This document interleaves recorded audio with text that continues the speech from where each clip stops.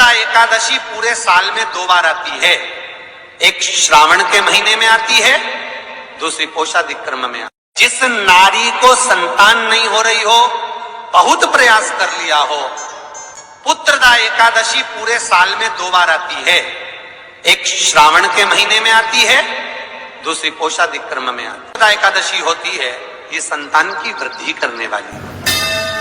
शंकर जी के मंदिर में जाकर, भगवान शिव के मंदिर में पूजन करके घी का 1 कटोरी में घी और 1 कटोरी में खीर शंकर के सामने रख देते हैं। भगवान शंकर के मंदिर पर चौखट पर घी का दिया लगा देते हैं। शंकर जी की चढ़ी हुई 1 बेलपत्र साथ में रखें और 1 बेलपत्र को उठाकर शंकर जी के मंदिर की चौखट पे ही बैठकर चबा चबा कर खा लेते हैं। जो 1 बेलपत्र लेकर आए हैं वो अपने पति को खिला देते हैं। कहते हैं पुत्रदा एकादशी के दिन ये कर लेने पर संतान की प्राप्ति हो जाती है, पुत्र की प्राप्ति हो जाती है। महापुराण की कथा कहती है, आप अगर विश्वास रखे हो, सफेद आंकड़े की जड़, जिस नारी का संतान नहीं हो, गर्भ नहीं ठहरा हो, सफेद आंकड़े की जड़, जिस देव अधिदेव महादेव की कथा जिस तुम्बरुका जी ने श्रवण कराई है, शंकर भगवान जिनके सामने बैठकर शिव पुराण की कथा सुन रहे हैं, उन तुम्बरुका जी का नाम लेकर शिवलिंग पे से 21 बार घुमाकर मंदिर में ही कमर पर 7वें दिन रजस्वला धर्म के जो बांध लेता है और 1 पीपल का पत्ता अवधूतेश्वर महादेव का नाम लेकर शंकर पर चढ़ाकर उसको गाय के दूध में उकाल कर रात्रि को दोनों पति पत्नी अगर पीकर सोते हैं, 3 महीने में भगवान भोलेनाथ उसकी गोद भर देते हैं। ये शिव कथा। शंकर देता जरूर है। अच्छा, संतान नहीं हो, किसी नारी की गोद अगर, स्त्री की गोद अगर खाली रह जाए तो भी दुख होता है उसको कि मेरे घर में औलाद नहीं, संतान है। हम कई बार कहे, आज फिर कहते हैं, ये टेस्ट भी बाद में कराना, सारी जांचें बाद में कराना। एक बार शंकर का भजन कर कर देख लो। पिछले वर्ष कथा में तुमरुका जी की जो कथा कही थी, यूट्यूब पर डली हुई, अगर आप लोगों ने नहीं सुनी हो तो उसको निकालना यूट्यूब पर। श्री तुमरुका शिव महापुराण की कथा हमने कही थी, तुमरुका जी का व्याख्यान, उसमें वर्णन किया था।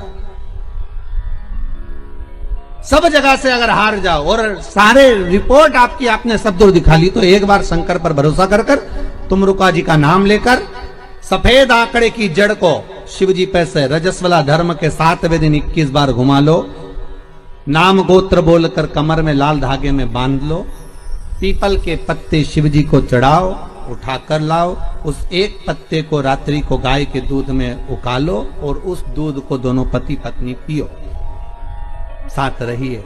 समय आएगा, बाबा चाहेगा तो 3 या 4 महीने में गर्भ ठहर ही जाएगा। सारे डॉक्टर को दिखा लिया अपनी जगह, टेस्ट भी करवा लिया अपनी जगह, पर एक बार प्रयोग, और वो विश्वास रखकर करना पड़ेगा। शंकर पर जो भी कार्य कर रहे हो आप, जो उपाय कर रहे हो आप, शिव का स्मरण कर, भगवान पर अगर विश्वास रखोगे, भरोसो दृढ़ इन चरणन कहो, श्री वल्लभ नख चंद्र छटा बिन सब जगमा ही अंधेरो। अगर भरोसा है तो शंकर है, और भरोसा नहीं तो शिव कहां से।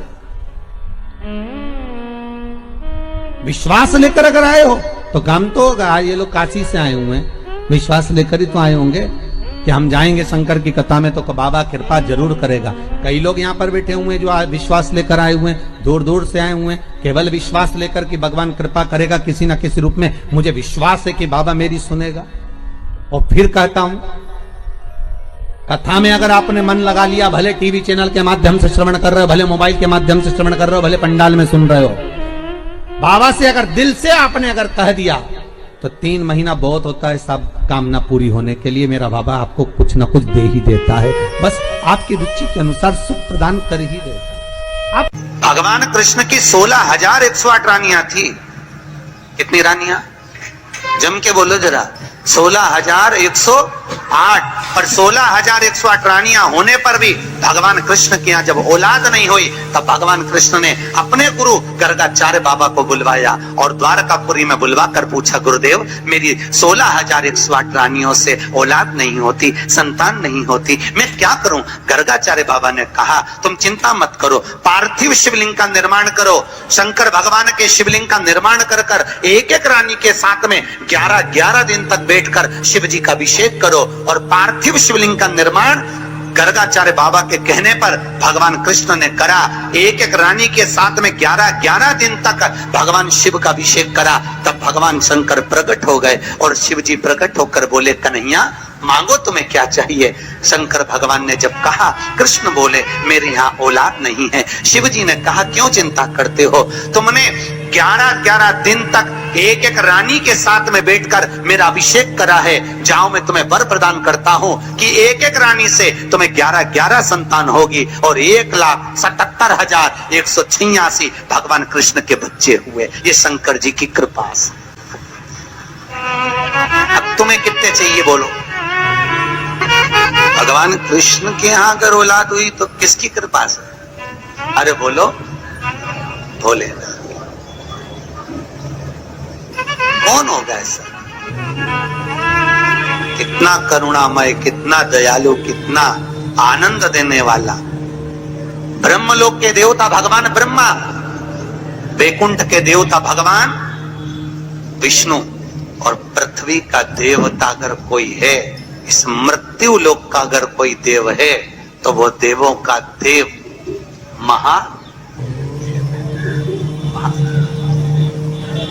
पृथ्वी का देव है, मृत्यु लोक का देव है महादेव। शंकर जी कहते हैं, भले तू ब्रह्मा को भज, चाहे तेरी मर्जी पड़े नारायण को भज, पर मृत्यु लोक का देव तो मैं हूं, पाला तो मुझसे पड़ना है ना, तब निपटूंगा तेरे से। अभी तू जा। फिर पाला कब पड़ता है? जब थोड़ी सी भी दिक्कत आ जाए, परेशानी आ जाए, एक्सीडेंट हो जाए, ब्लड प्रेशर ऊंचा नीचा हो जाए, शुगर बढ़ जाए, अटैक आ जाए, तब सीधे पंडित जी को फोन लगा के बोले महामृत्युंजय का पाठ करा दो। शंकर जी बोले अब आया मेरे पाले में, अब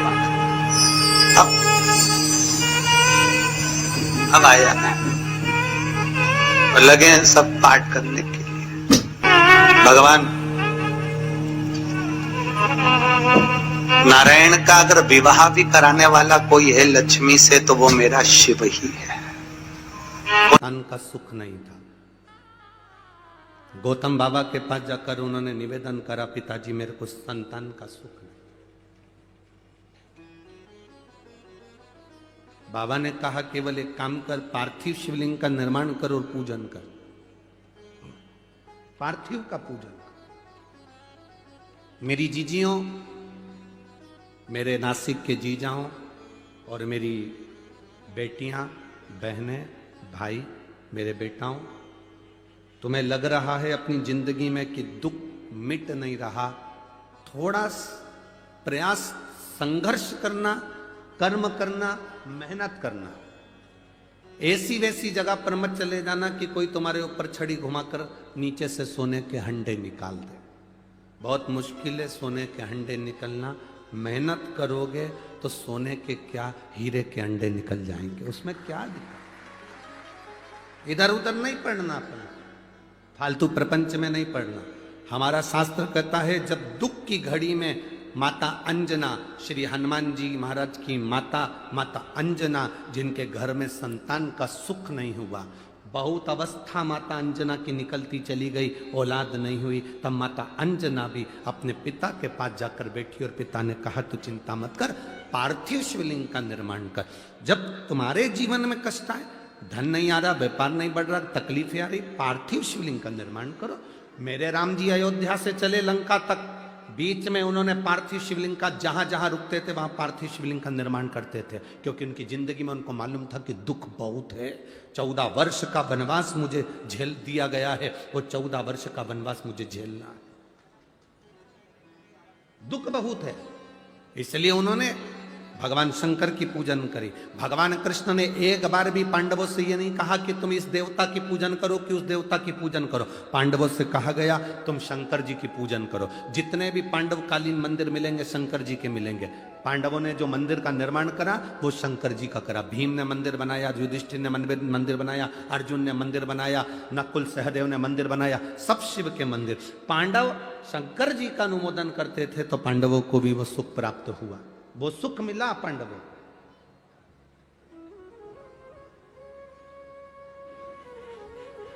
शिव भक्ति का जो सुख है वो खाली नहीं गया। राम जी ने पूजन करी, भगवान कृष्ण ने पूजन करी।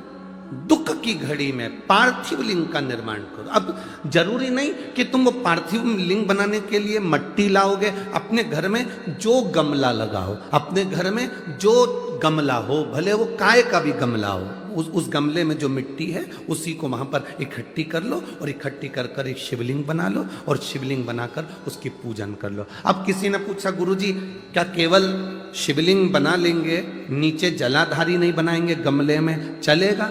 क्यों नहीं चलेगा? शिव महापुराण में कहा गया केवल शिवलिंग अकेला बनता है तो उसको मणिलिंग कहा जाता है। उसकी पूजन का प्रमाण भी हमारे शास्त्रों में है।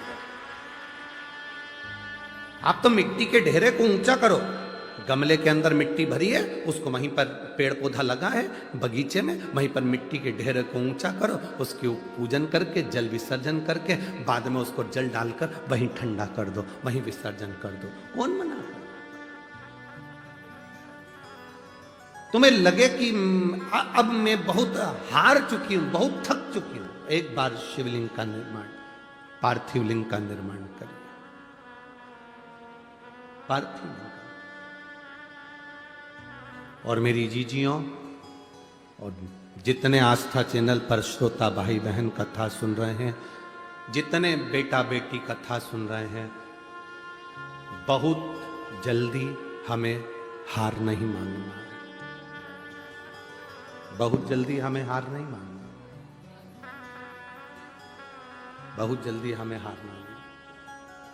अगर जीवन में दुख है, संघर्ष की जिंदगी जी रहे हो और कोई रास्ता नजर ना आए तो एक बार कुबेरेश्वर धाम पर आकर 5 कंकर उठाकर उसकी पूजन, जहाँ कंकर शंकर की भूमि है वहाँ बैठकर बाबा से प्रार्थना कर कर उस कंकर शंकर को नमन कर कर एक बार उससे दिल से कह कर आ जाना, बाबा कुबेर भंडारी ऐसा भंडार भरना मैं 3 महीने में वापिस सजाऊं, ऐसी कृपा कर। ये बैग जो मैं लेकर आया हूं इसको खोलूंगा नहीं मैं, इसको मैं अब 3 महीने के अंदर वापिस आऊंगा तभी खोलूंगा, बैग भी नहीं खोलूंगा, मैं नहीं खोलूंगा।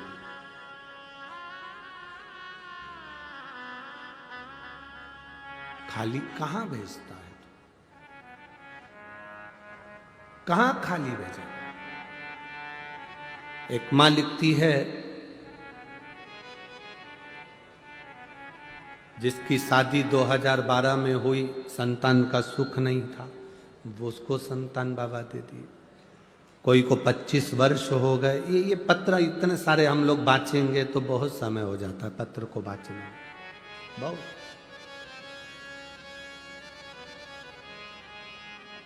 आप जितनी भक्ति करोगे उसका बल बढ़ेगा। हमें भटकना नहीं मार्ग से। दुनिया के लोग तुम्हारे रास्ते को रोक देंगे, तुम्हें टेंशन नहीं लेना है। तुम जल चढ़ाने के लिए जाओगे, अपशब्द कहेंगे, टेंशन नहीं लेना। एक पत्र किसी ने लिखा, जितनी माताएं एकादशी का व्रत करती बहुत ध्यान से सुनना आज की कथा को, शायद जिंदगी में मिली ना मिली, और ये कथा का रास्ता तो बहुत ध्यान से सुनना। स्कंद पुराण यहां तक कहती है कि इस कथा के चरित्र को जो श्रवण कर लेता है उसको 26 एकादशी करना भी नहीं पड़ती। इस एकादशी की केवल ये कथा सुनकर ही वो तर जाता है। बहुत ध्यान से सुनना इसको, कथा को। एकादशी के दिन जब आप जल शंकर को चढ़ाने तो रोज ही जाते हैं। जब एकादशी का दिन रहे और शंकर जी के मंदिर में आप जल समर्पित करें तो 3 बार मुख से स्वधा स्वधा स्वधा या स्वधा स्तोत्र का पाठ, जिसमें 12 श्लोक दो चार हैं, पैसा तो आ रहा है पर घर में टिक नहीं रहा। डॉक्टर में, पुलिस में, एक्सीडेंट आदि में, कहीं गलत जगह पर, व्यसन में अगर पैसा जा रहा है, जुए में, मांसाहार, मदिरा पान, या कहीं आया पैसा, पैसा आने में कमी नहीं, आ रहा है पर टिक नहीं रहा, रुक नहीं रहा। कोई मांगने आ गया, दे दिया, फिर वहां से अपने पास नहीं आ रहा, अपन कह रहे हैं भैया हमारा पैसा लौटा दो, नहीं आ रहा। तो महाराज शिव महापुराण की कथा कहती है, एकादशी के दिन गंगा के जल में मात्र 7 बेलपत्री डालकर जो नंदीश्वर भगवान अर्थात जो शंकर जी के शिवलिंग के सामने नंदी होता है, उस नंदी के चरण पर गंगा का जल चढ़ाकर बेलपत्री शिव पर समर्पित कर देता है, उसके घर में रुपया रुकना चालू हो जाता है, फिर वो गलत जगह पर नहीं जाता, गलत स्थान पर वो धन जाएगा ही नहीं। तूने संभाल की, मांग तुझे क्या चाहिए। एकादशी ने भगवान विष्णु से कहा, नाथ प्रभु वर दे दो, मृत्यु लोक में जो मनुष्य मेरा व्रत करेगा, चाहे जलचर, थलचर, वायुचर या सांसारिक मनुष्य, मेरा अगर एकादशी का व्रत करेगा प्रभु, उसके यहां धन धान्य वैभव सुख संपदा बढ़ेगी और उस जीवात्मा को नरक नहीं भोगना पड़ेगा, सीधे बैकुंठ का उसको वास मिलेगा। जब जीव आत्मा को लेकर चला जाएगा, यम के दूत जब बंदी बनाकर ले जा रहे होंगे उस जीवात्मा को जिसके प्राण छूटे होंगे, यम के दूत जब बंदी बनाकर ले जा रहे होंगे, तब मुझे वर दो कि मैं इसका हाथ पकड़कर बेतन्नी से पार उतार कर सारे नरकों से निकालती हुई आपके धाम में लेकर आऊं। भगवान ने वर दे दिया, तथास्तु। हे एकादशी सुनो, मृत्यु लोक का मनुष्य अन्न का त्याग कर कर, क्योंकि अन्न में एकादशी के दिन पाप पुरुष रहता है, अन्न का त्याग कर कर एकादशी के दिन जो मनुष्य तुम्हारा व्रत धारण करेगा, उस व्रत को करेगा और उस व्रत को धारण करेगा, उसकी मनोकामना पूर्ण होकर वो मेरे ही धाम को जाएगा। ये तो हुआ एकादशी के जन्म की कथा। एकादशी के दिन गंगा के जल में मात्र 7 बेलपत्री डालकर जो नंदीश्वर भगवान अर्थात जो शंकर जी के शिवलिंग के सामने नंदी होता है, उस नंदी के चरण पर गंगा का जल चढ़ाकर बेलपत्री शिव पर समर्पित कर देता है, उसके घर में रुपया रुकना चालू हो जाता है, फिर वो गलत जगह पर नहीं जाता, गलत स्थान पर वो धन जाएगा ही नहीं। बेटा अगर व्यसन में पड़ा हुआ है, मदिरा पान में पड़ा हुआ है, मांसाहार में, जुए आदि में जा रहा है, तुम्हें लग रहा है कि मेरा बेटा गलत मार्ग पर जा रहा है, ये मित्र दोस्ती गलत हो रही है, वो सही जगह पर आ जाए। करना है एकादशी। कई लोग इसको धन के लिए भी करते हैं, संपदा के लिए, संपदा के लिए अर्थात जिसका व्यापार नहीं चलता, जिसके घर में पैसा नहीं आता, या नौकरी नहीं लग रही, या सर्विस नहीं लग रही, आप अप्लाई कर रहे हो, जगह जगह जाकर इंटरव्यू भी दे रहे हो और पैसा नहीं आता, तो उसके लिए भी प्रयास किया जाता है। पर उसके लिए यहाँ पर जो धन के लिए करते हैं, उसके लिए विष्णुपदी के लिए करते हैं। मतलब जैसे गंगा के जल में तुलसी के 11 पत्ते डाले जाते हैं और उसको किसी भी नारायण के मंदिर में राम कृष्ण शिव शंकर नहीं, राम कृष्ण भगवान विष्णु दत्त आदि जितने नारायण के मंदिर हैं, उस मंदिर में किसी भी पात्र में, एक छोटे से पात्र में उसको भरकर रखी आते हैं महाराज, उससे भी जॉब सर्विस नौकरी में सफलता प्राप्त हो जाती है। परंतु वो भी एकादशी को ही होता है। कुछ देर तक पात्र को रखा जाता है, फिर वही पात्र का जल किसी भी वृक्ष के नीचे डाल दिया जाता है, उससे भी नौकरी के लिए फायदा मिलता है। गंगा का जल कोई साधारण नहीं। दशमी, एकादशी और द्वादशी, इन 3 तिथियों पर एक रोटी में थोड़ा सा मीठा रखकर सोमक पितृ का नाम लेकर यदि गाय को खिला दिया जाता है, तो अगर कोई पूर्वज प्रेत योनि में भी पड़ा हुआ होता है, भटक रहा होता है, जिसको पिंड नहीं मिला, जो अचानक मर गया होता है, अधोगति में चले गया होता है, उस जीव की मुक्ति दशमी, एकादशी और द्वादशी, 3 दिन सोमक पितृ का नाम लेकर रोटी में, पूरी में मीठा रखकर अगर गाय को खिला दिया जाता है ये 3 दिन तक, तो वो पितृ कभी भटकते नहीं है, उनको मुक्ति प्राप्त हो जाती है, मोक्ष मिलता है। नहीं, एकादशी है कौन? क्यों इसकी इतनी प्रधानता है? क्यों इसकी पुण्यता है? ऐसा क्या है एकादशी में जो इसकी पुण्यता मानी जाए? कौन है ये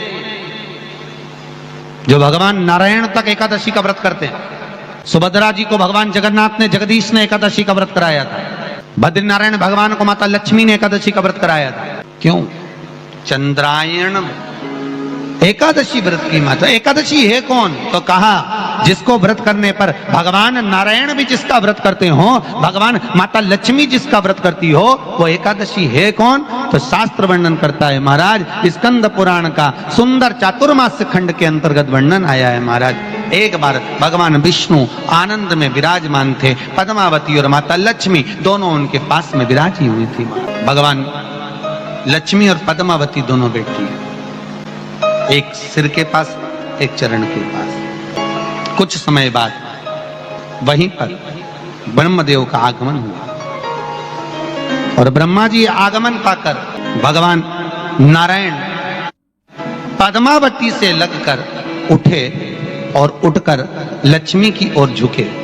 झुकने पर इन तीनों के समागम से भगवान नारायण के हृदय चित्त से एक कन्या प्रकट हो गई। उस कन्या का नाम एका था। क्या नाम था? एका। अब 10 उसके गुण इतने प्रबल थे, वो 10 गुण उसके बड़े प्रबल थे कि वो एका जिसको निहारती थी उसको संपदावान बना देती थी। जिसको देख लेती थी उसके जीवन में वो आनंद की अनुभूतियां करा देती थी। एका जिस मार्ग से जाती थी उस मार्ग के द्वार खोल देती थी। एका का पुण्य इतना पुण्य प्रखर। पद्मावती और लक्ष्मी ने कहा महाराज ये बेटी आपके द्वारा निर्मित हुई है, इसका कन्यादान करना चाहिए। हमारे यहाँ हिंदू धर्म में रीति है जिस दिन कन्यादान करा जाता है उस दिन व्रत रखा जाता है। अब आजकल रखते कि नहीं रखते हो मालूम नहीं, और कन्यादान करते समय व्रत रखा जाता है। व्रत